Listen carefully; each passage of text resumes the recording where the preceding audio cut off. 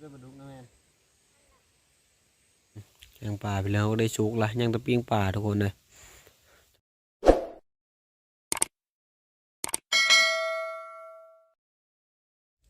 ทักทายสบายดีพ่อแม่พี่น้องเบิร์ดสุกุลทุกคนทักทายสบายดียามเช้าตอนนี้เขาจะไปหายามมองนะนี่พ่อแม่2 คนเหมือนมันนี่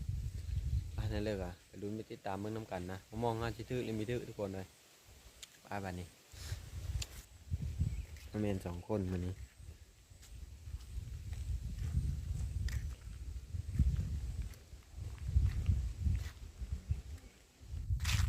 อยู่ป่าอากาศยามเช้านี้ไม่ได้หนาวเลยทุกคนพอดีอุ่นนะตาลงน้ำนี้ที่หนาวมีลงว่าน้ำเอาไปเอายุ่มซักเอาอยู่เทิงเนาะมองเขากันอดเราบันเอาเสื้อมอง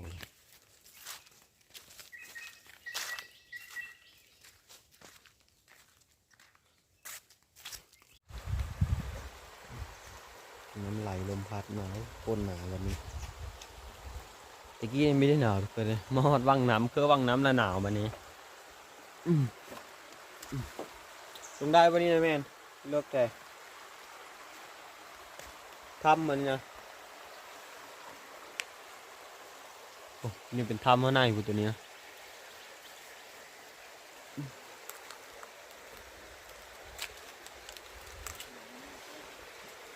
อึ๊บโอ้โห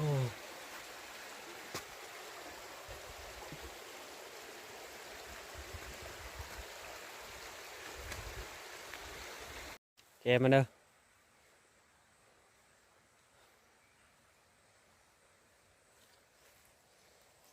คนเลิกเลยเดี๋ยวนี้ก็ถืออยู่ได้ป่ากันนะโอ้มีจะลงน้ำทุกคนเลยลงมาปดมองที่นี่พอดีตกน้ำซ้ำซะลงซะหนาวแห้งอึ๊บซาเป็นไหมแม่ซามองขึ้นเลยกดได้ละกูมือนแห้งขึ้นมาก่อนหนาวซาบีเป็นซามองกับซาบีเป็นดึงมันเล็กทำมันเละนี่ปลาเขาโอ้ยถืออยู่ได้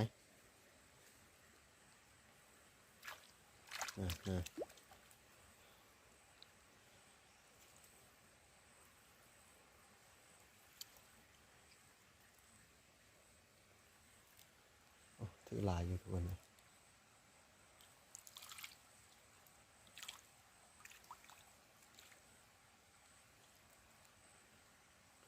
หนาวแล้วบานนี้เอาผ้ามันหนาวแห้งทุกคนเลยแต่เมื่อกี้ก็ว่ามีจะลงละพอลงไปปดมองที่นี่ตกน้ำปลากันตกน้ำหลังเลยยากใช่ป่ะลงเลยน้ำยำสาวเลยนะ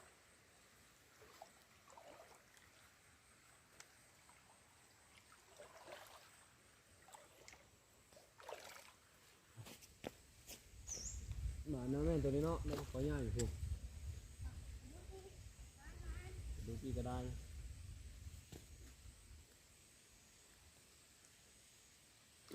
นี่ไปแล้ว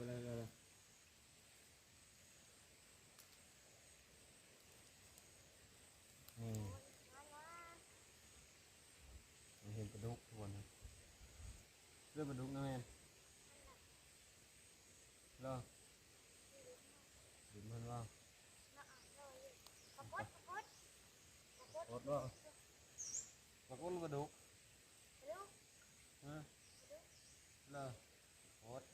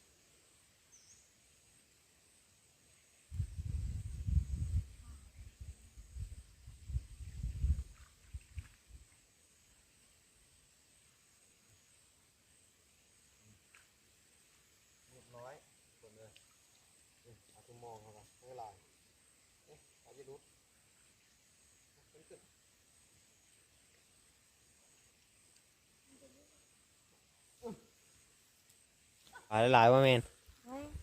ว่านี่ปลาคอก็ได้เด้ทุกคนนี่ปีแห้งหลายตัวใหญ่พร้อมตัวนี้นี่ผู้มองเขาอะซ้อมตะบอลป้าไปนี่อ๋อก้อนปลาคอนี่จนนั้นมันรุดนี่ถ้าคุบเดินนานๆไปแล้วเอาเฮ้ยได้กินป้าบ้านนี่เอามองน้อยนะ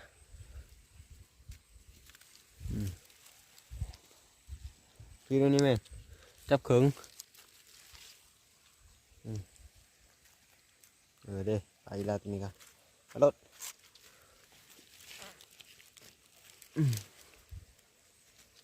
ไปยังมือแล้วปนี่ป่าถือมองเขา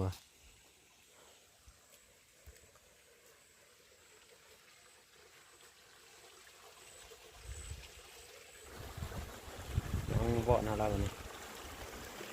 ไอ้จืดกินทาง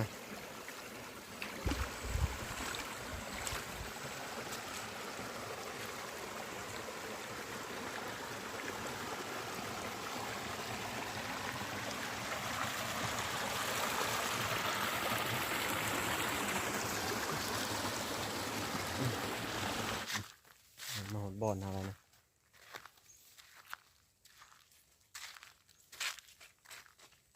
ปิดดิใช่ไหมเอาบนปิดดูเอาใช่ไหมเอา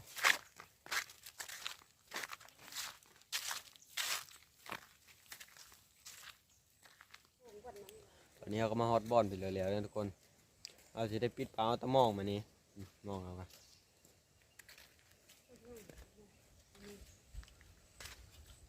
ตัวใหญ่นะเชื่อปักกดเนี่ยแม่นแม่นปลาดุกโลด ขี้เล็กกระทืบกระปุกขี้เล็กมันดำๆนี่นะคืออ้นกระปูขี้เล็กดำๆนี่นั่นมองกับพอสุดยอดความยุ่งมานี่ทุกคนเลยเชื่อได้แต่เธอดีมีจังพอเป็นน้ำแม่นตายนะเอาปวดมึงดูอันนี้ตัวไหนเอ้ามองปลาซี่อยู่นั่น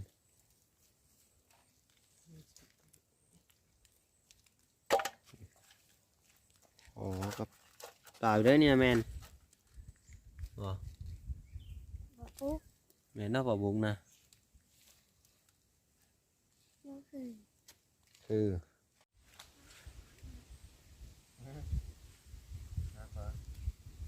โคตรบ่มาแล้ว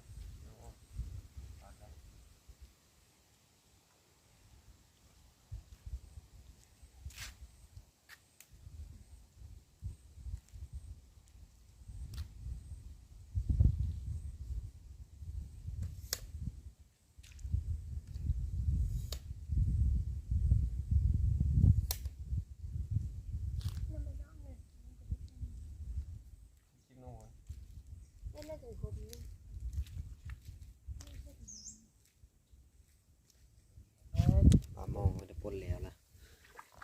ตัวใหญ่มาทุกคนเลยนี่เพราะปลาจานนะนี่ปลาคอเนี่ยเฮ้ยเลิกกินไหมแกงเส้นบุ้งไม่รู้ก้อยจันบ่ไปก้อยนะบ่ไปก้อยก็เอ็นเลยแกงก้อยบ่วันนี้หา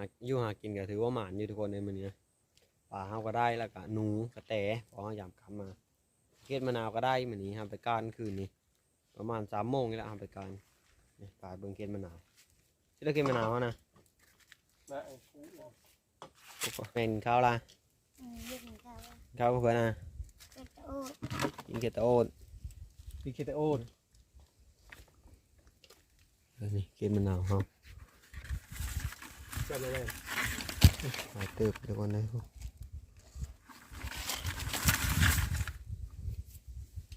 แค่บอกเกล็ดตะโอ๊ตนะแมนแรงประกายแรงเหรอแม่นไปน้ำเยอะแจ้งไว้คืนนี้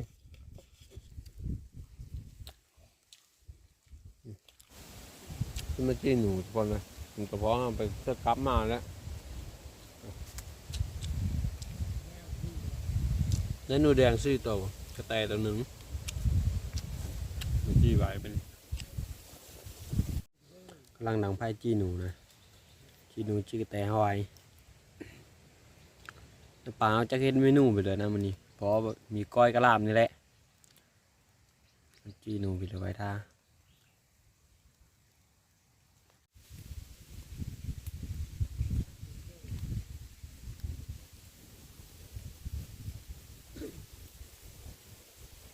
ก็ได้ตัวใหญ่บน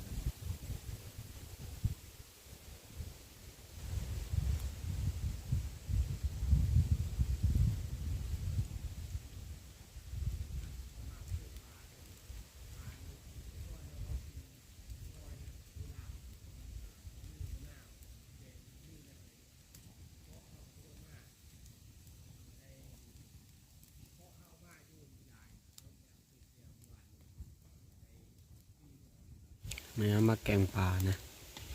มีแต่ก้อยใช่ไหมนี่มีแต่แกงเอาแล้วก็ปิ้งมันนี่ปลาเขาอะหนูมันจีไปแล้วอยู่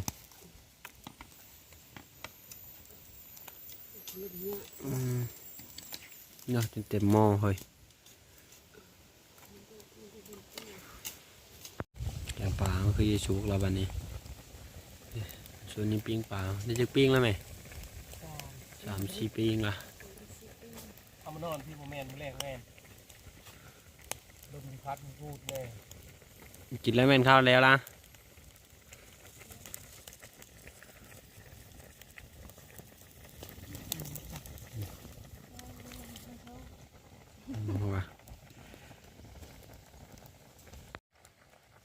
ปิ้งปลาเอาไป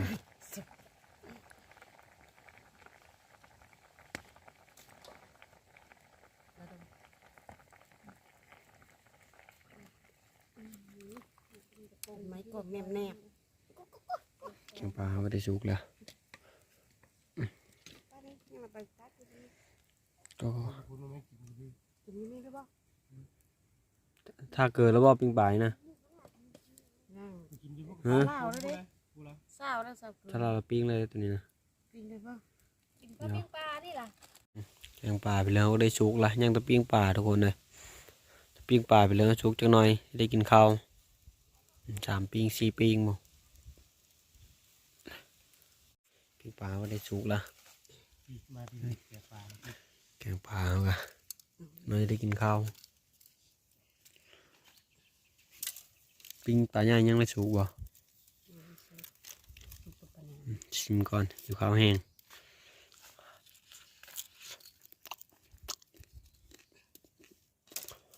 แซ่บบ่พงซิมนะครับ เดี๋ยวข้าวว่ะ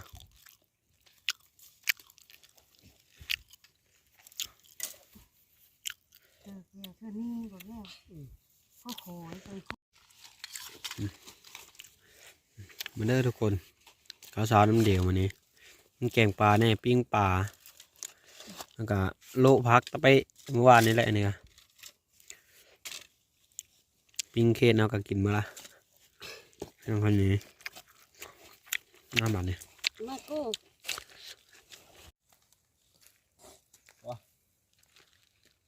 ใช่ไหมแม่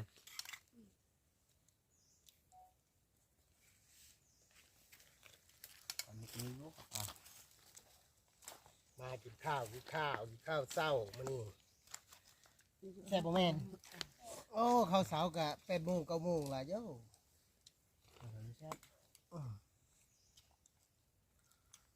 มาเด้อทุกคนเด้อกินข้าวเสาเด้อปีป่าโอ้ตำโทเด้อเนาะแม่น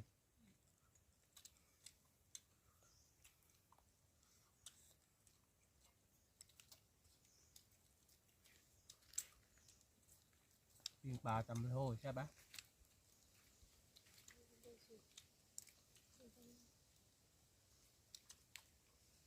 เอามาดูกู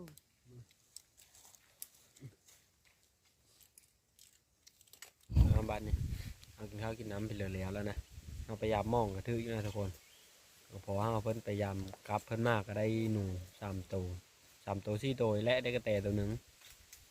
แล้วก็เดียวเมื่อกี้ว่าจะเฮ็ดก้อยปลากินแต่ว่ามันมีมะชมมีมะนาวไปเลยนะก็เลยนะแกงเอาซะแล้วก็ปิ้งปลาแน่กินข้าวเช้ามื้อนี้บัดนี้คลิป5จะขอจบลงเพียงเท่านี้ขอบใจที่ติดตามแล้วครับส้มพบกันใหม่ในคลิปหน้าขอบใจ